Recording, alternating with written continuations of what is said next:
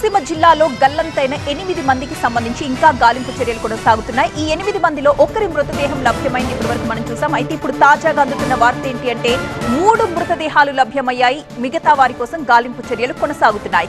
SDRF గజ ఈతగాళ్ల సాయంతో గాలింపు చర్యలు కొనసాగుతున్నాయి. నిన్న ముమ్మిడివరం దగ్గర ఫంక్షన్ కొనొచ్చారు స్నేహితులు.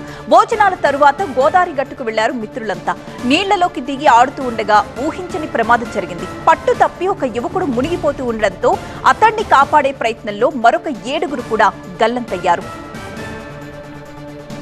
శ్రీలంకలో లోపల గోదావరి ఫంక్షన్ జరిగితే అక్కడికి వచ్చాను.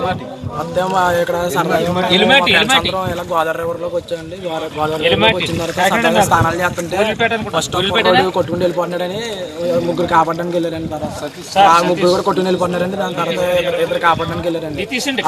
ఇంకా కొట్టుకుని వెళ్ళిపోయారండి. వాళ్ళు ఇప్పుడు కనిపించట్లేదు. మొత్తం 8 అండి. 8 మంది. మొత్తం 11 మంది స్నేహితులు. వీరంతా కాకినాడ, మండపేట, రామచంద్రపురం నుంచి ఒక ఫంక్షన్ కి వెళ్లారు. కోనసీమ జిల్లా కె గంగవరం మండలంలో ఉన్న సేర్లంకలో శుభకార్యానికి వచ్చిన వీళ్లంతా సరదాగా గోదావరిలో దిగి స్నానాలు చేశారు. వీళ్ళకి ఈ ప్రాంతంలో నది ఎంత లోతు ఉంటుంది అనేది అంచనా తెలియలేదు.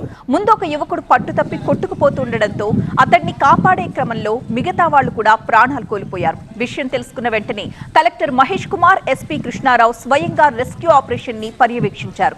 సీఎం కూడా కలెక్టర్ తో మాట్లాడి వివరాలు తెలుసుకున్నారు. ఆ నలుగురితో పాటు